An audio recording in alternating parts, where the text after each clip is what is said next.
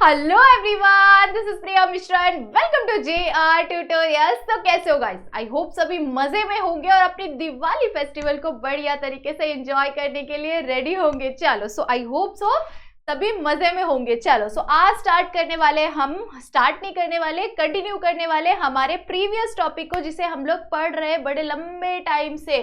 कौन सा टॉपिक है हमारा चैप्टर कौन सा है? 6th चैप्टर है 10th स्टैंडर्ड हिस्ट्री का, जिसके अंदर हम देखने वाले हैं कौन सी चीज को?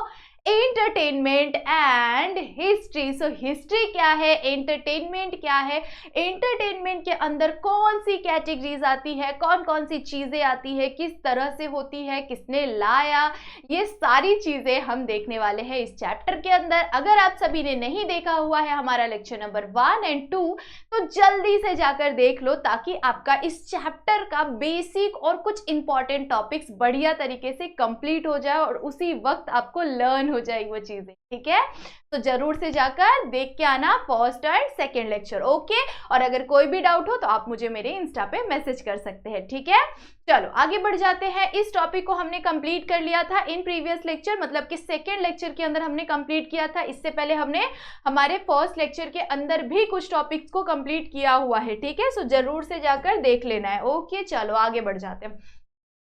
अब जो ये हमारा फोक थिएटर है, ठीक है, फोक थिएटर अभी अभी दिखाया मैंने आप लोगों को। फोक थिएटर के अंदर कठपुतली, पपेट्री जो है, वो पपेट्री वाला जो पूरा थिएटर होता है उसे हम लोग क्या कहते हैं? कठपुतली का डांस, कठपुतली वाला जो शो होता है ना, उसे पपेट्री भी कहा जाता है। ठीक है, और कठपुतली भी कहा जाता है। ठीक है, सो ये हमने कंप्लीट कर लिया है। उसके बाद दशावतार क्या होते हैं और वो किनके अवतारों के बारे में है, वो चीजें मैंने आप लोग को लेक्चर में बताया हुआ है। उसके बाद भजन भी हमारा कंप्लीट हो गया सेकेंड लेक्चर के अंदर, कीर्तन हो गया, ललित हो गया। तो ये सारी चीजें क्या है? हमारा फोक थिएटर है।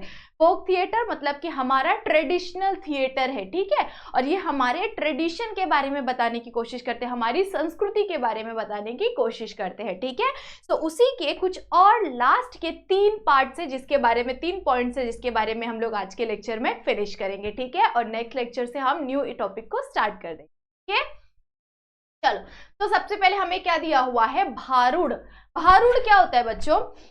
जैसे आपने कभी ऐसा देखा है कि ना किसी जगह पर कोई अचानक से, मीन्स किसी जगह पे वो खड़े हो गए और वहां पर ना वो कुछ तो भी ज्ञान की बातें लोगों को कुछ समझाने की कोशिश कर रहे हैं, कुछ तो बताने की कोशिश कर रहे हैं, कोई सलाह देने की कोशिश कर रहे हैं। तो जब कोई इंसान किसी भी स्पिरिचुअल चीजों की बातें करता है उस टाइम पर उसे हम लोग क्या कहते हैं? उसे हम लोग भारूड कहते हैं। ठीक है, और जो ये भारूड है वो एक महाराष्ट्र के बारे में ही है। महाराष्ट्र में ही ये चीजें शुरू हुई थी। स्टार्टिंग का जो टाइम पीरियड था ना, उस टाइम पर महाराष्ट्र के अंदर ही ये सारी चीजें चालू हुई थी। ठीक है, सो ये महाराष्ट्र में बहुत ज्यादा पॉपुलर था। और किनकी वजह से ये सबसे ज्यादा पॉपुलर था?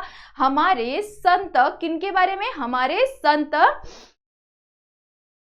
एकनाथ के बारे में। ठीक है, हमारे संत एकनाथ के बारे में ये चीजें, संत एकनाथ जो थे उन्होंने ही इस भारूड को किसके अंदर लाया था? हमारे महाराष्ट्र के अंदर लाया हुआ था। और ये चीज बहुत ज्यादा पॉपुलर हुई थी। ठीक है, लोगों के अंदर बहुत ज्यादा पॉपुलर हुई थी, क्योंकि वो चलते चलते लोगों को किसी प्रकार का एक तरह से भगवान के बारे में कुछ संदेश देने की कोशिश करते थे। लोगों को कुछ ना कुछ उनके जो जीवन क्रिया है, उनका जो लाइफ है, उनकी लाइफ से रिलेटेड बहुत सारी अलग अलग चीजों को सिखाने का ट्राई करते थे वो लोग इस भारूड के माध्यम से। ठीक है, सो आई होप सो सबको याद रहेगा ये चीजें। क्या है हमारा भारूड? भारूड एक तरह से स्पिरिचुअल और एथनिक लेसन सिखाता है। ठीक है, हमें एक तरह से हमारे ट्रेडिशन के बारे में, हमारे भगवानों के बारे में, ये स्पिरिचुअल चीजों को सिखाने का काम करता है। इसे किसने लाया था? संत एकनाथ जी ने इन्हें इस चीज को, भारूड को लेके आए थे। कहां पर? महाराष्ट्र के अंदर। और महाराष्ट्र के अंदर ये चीज बहुत ज्यादा फेमस हुई थी। ये एक तरह से ड्रामेटिक फॉर्म में भी होता है, एक तरह से ये ड्रामा के जैसे भी, मतलब लोगों को कोई चीज समझाने के लिए एक तरह से वो ड्रामा भी क्रिएट करते थे। ठीक है, सो आई होप सो सबको समझ में आ रहा होगा। ठीक है, एक तरह से वो ह्यूमर क्रिएट करते थे, लोगों को कोई चीज, नाटक करके कोई चीज लोगों को समझाने की कोशिश करते थे, किसी प्रकार की सलाह देने की कोशिश करते थे, कोई नई नई चीजों को बताने की कोशिश करते थे, भगवान के बारे में बताने की कोशिश करते थे, एक तरह से गाने के माध्यम से बताने की कोशिश करते थे, मतलब कि सॉन्ग के वे में भी वो चीजों को बताते थे, ड्रामा के वे में भी वो चीजों को बताते थे। तो वही क्या है? भारूड है। ठीक है, आई होप सो सबको क्लियर हो गया होगा। चलो नेक्स्ट देख लेते हैं हम लोग तमाशा। तमाशा क्या होता है? आपने कभी ऐसा देखा है कोई ढोल बजा रहा है रोड पे और फिर वो रस्सी पे से लटकते हुए जाते हैं, चलते हैं रस्सियों पे, वो सारी चीजें क्या है? आजकल का तमाशा है। अब जो ये तमाशा है, तमाशा किसे कहते हैं हम लोग? जब किसी भी स्ट्रीट पर या किसी भी अलग अलग जगहों के पर जाकर, मेलों के अंदर, किसी भी स्ट्रीट के ऊपर, वहां पर जाकर कुछ लोग मिलकर कोई चीज बताने की कोशिश करते हैं, किसी चीज के बारे में बताने की कोशिश करते हैं, उसे हम लोग क्या कहते हैं? तमाशा कहते हैं। तमाशा का मतलब क्या होता है? एक तरह से ड्रामा होता है। क्या होता है? ड्रामा होता है तमाशा का मतलब। अब जो ये चीजें हैं वो 18th सेंचुरी के टाइम पर से ही आ चुकी है हमारे इंडिया के अंदर, और इसके माध्यम से हमें बहुत सारी अलग अलग चीजों को सीखने मिलता है, अलग अलग चीजों के बारे में हम जान सकते हैं। ठीक है, अब इसमें भी दो मेन इंपॉर्टेंट टॉपिक आ जाता है। पहला क्या आ जाता है? हमारा ट्रेडिशनल। ठीक है, ट्रेडिशनल तमाशा हमारा पहला आ जाता है। मतलब कि ये क्या है? ट्रेडिशनल तमाशा एक तरह से इसका टाइप है। और उसके साथ साथ यहाँ पर संगीत भारी एंड ढोलकीचा मतलब ढोल बजाता हुआ जो रहता है ना, वो वाला तमाशा भी एक तरह से इसका ही पार्ट आ जाता है। मतलब कि एक तरह से मतलब बोलते हैं ना कि अलग अलग तरह की कोई चीजें होती है ना, अलग अलग टाइप्स में होती है, तो उसी तरह से ये उसके कुछ टाइप्स है। ठीक है, सो इसके अंदर मेनली कौन सी चीजें होनी चाहिए? इसके अंदर मेनली सॉन्ग्स होनी चाहिए, म्यूजिक्स होनी चाहिए, उसके बाद लाइट्स होने चाहिए, तभी जाकर लोगों को कुछ इंटरेस्ट आएगा ना, तभी जाकर उनको कुछ मजा आएगा। तो इस तरह की बहुत सारी चीजें उसके अंदर इंक्लूड होनी चाहिए। और ऐसे कुछ तमाशे बहुत ज्यादा फेमस भी है, जिनमें से एक तमाशा आ जाता है हमारा जो कि बहुत ज्यादा पॉपुलर है। जैसा इसका नाम है, मस्त मराठी में नाम है। ठीक है, ये चीजें हमारे महाराष्ट्र के अंदर बहुत ज्यादा फेमस थी, इसके वजह से ज्यादातर ये तमाशों के नाम मराठी लैंग्वेज में दिया हुआ है। ठीक है, तो इसे हम लोग पढ़ते समझते हैं कि कौन सा तमाशा है। ठीक है, सो फर्स्ट तमाशा हम लोग को यहाँ पर क्या दिया हुआ है? विच्चीचा माझी पुरी, विच्ची माझी पुरी करा, विच्ची माझी पुरी करा, हाँ, विच्छा माझी पूरी करा। ठीक है, विच्छा माझी पूरी करा, इस तरह से एक तमाशा था जो कि बहुत ज्यादा पॉपुलर तमाशा है। ठीक है, सो विच्छी मैंने गलत बोला था, विच्छा है। ठीक है, विच्छा है, छा। ठीक है, विच्छा माझी पूरी करा, ये एक तमाशे का नाम है जो कि बहुत ज्यादा पॉपुलर है हमारे यहाँ पर। ठीक है, सो उस टाइम पे ये चीजें बहुत ज्यादा फेमस थी। उसके साथ साथ नेक्स्ट और तमाशा है जिसका नाम क्या है? हमारा नेक्स्ट तमाशा का नाम क्या है? गदावाचे लागना, गदावा से लागना, ये अगेन एक तमाशा है जो भी ऑलरेडी ये भी बहुत ज्यादा फेमस तमाशा रह चुका है। ठीक है, तो ये कुछ एग्जांपल्स थे हमारे मॉडर्न तमाशों के, कि मॉडर्न जब भी टाइम थोड़ा सा आगे बढ़ गया, मॉडर्न टाइम आ गया, उस टाइम पर तमाशे किस तरह के होने लगे, किस तरह से होने लगे और उनके नाम किस तरह से।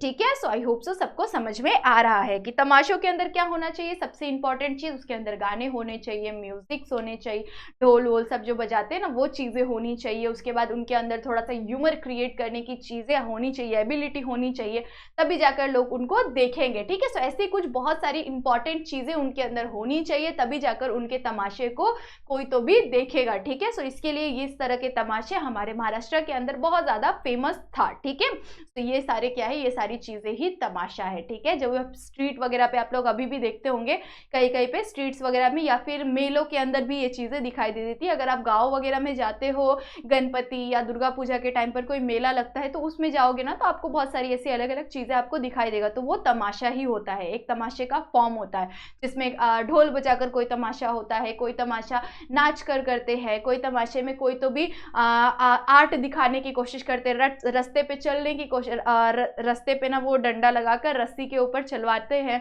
बहुत ऊंचा ऊंचा होता है। तो ऐसी बहुत सारी चीजें मैंने देखा हुआ है।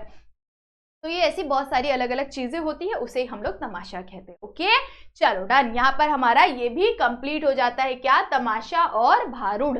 ओके, अब आगे बढ़ेंगे हमारे लास्ट टॉपिक की तरफ, जिसके बारे में अगर आप महाराष्ट्रियन हो तो आपको एकदम अच्छे से पता है। ठीक है, चलो, सो नेक्स्ट टॉपिक है हमारा पोवाड़ा। पोवाड़ा क्या होता है बच्चों?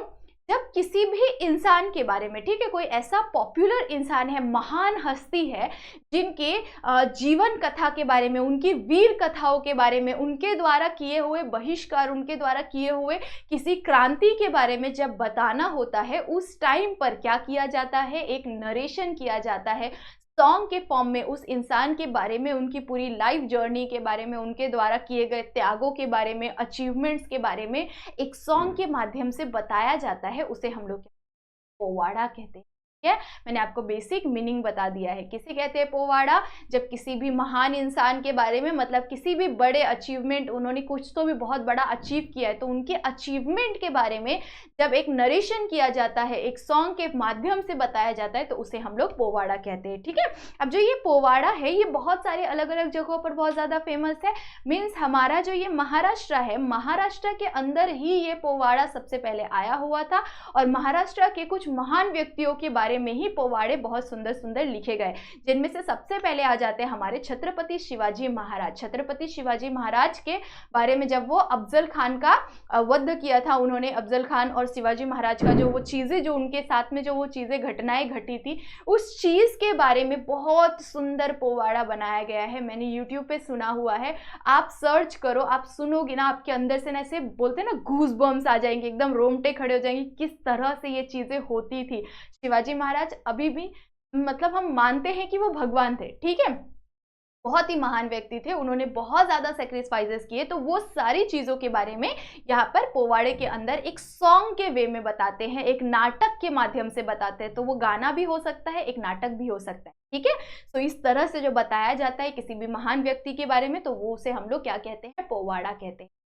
सो वो सॉन्ग के जैसा भी होता है, और वो एक तरह से एक स्टोरी के जैसे भी होता है, उनकी पूरी स्टोरी को सॉन्ग के माध्यम से बता देते हैं। ठीक है। सो ऐसे कुछ अच्छे अच्छे पोवाड़े बनाए गए हैं। ब्रिटिशर्स के टाइम पर भी, जब ब्रिटिशर्स आए हुए थे, उस टाइम पर भी कुछ अलग अलग पोवाड़ों का नरेशन किया गया है, स्टोरीज के फॉर्म में किया गया है। उमाजी नायक के बारे में किया गया है, उसके बाद चाफेकर ब्रदर्स के बारे में किया हुआ है, उसके बाद महात्मा गांधी के बारे में भी किया हुआ है। तो मैंने बोला ना आपको, स्टार्टिंग में ये महाराष्ट्र में बहुत ज़्यादा फेमस था, उसके बाद धीरे धीरे बहुत सारे अलग अलग व्यक्तियों के बारे में भी ये पोवाड़े किए गए हैं। ठीक है। तो शिवाजी महाराज और उनका जो अफजल खान का जो वो पूरा किलिंग का जो स्टोरी है, उस चीज़ के बारे में भी बहुत सुंदर सा हुआ है। उसके बाद अनदर वन रहता है, बैटल होता है, किन दोनों का बैटल? सिम्हागरा का जो कंपोज्ड है, उन्होंने कंपोज किया हुआ है, कौन सा? हाँ, तुलसीदास के बारे में जो चीज़ें हुई है। तो ये कंपोज, मतलब एक इंसान किसी के बारे में जब कोई नरेशन करता है, किसी तरह से वो लिखते हैं, किसी तरह से वो बताने, किसी स्टोरी को वो बताने की कोशिश करते हैं, तो वो एक बोलते हैं ना कि इन्होंने इस चीज़ को कंपोज किया हुआ है। ठीक है। सो इसी तरह से तुलसीदास जी ने इस चीज़ के बारे में, एक बैटल के बारे में कंपोज किया हुआ है, तो वो भी एक सॉन्ग के माध्यम से वो बताने की कोशिश करते हैं, मतलब कि पोवाड़ा के माध्यम से बताने की कोशिश करते हैं। तो ये सारी चीज़ें बहुत ही वेल नोन है, सभी को पता है कि पोवाड़ा होता क्या है। और अगर आपको नहीं पता है तो आप YouTube पे सर्च कर सकते हो, बहुत अच्छे से आपको समझ में आ जाएगा कि पोवाड़ा होता क्या है। ठीक है। चलो, सो आई होप सो यहाँ पर आप सभी का ये वाला जो टॉपिक था वो यहाँ पर कंप्लीट हो रहा है, सभी को समझ में आ गया होगा। और अगर समझ में आया तो क्या करना है? सिंपली बस लाइक करना है, फटाफट से लाइक कर दो। 1000 लाइक आना ही चाहिए, समझे? सो आपका टारगेट है सभी को लाइक करना है, जितने लोग देखोगे आप सभी को लाइक करना है। ठीक है। सो जाने से पहले वीडियो को शेयर भी करना सारे लोगों को। और चलो, सो तब तक के लिए बाय बाय, मिलते हैं नेक्स्ट लेक्चर में।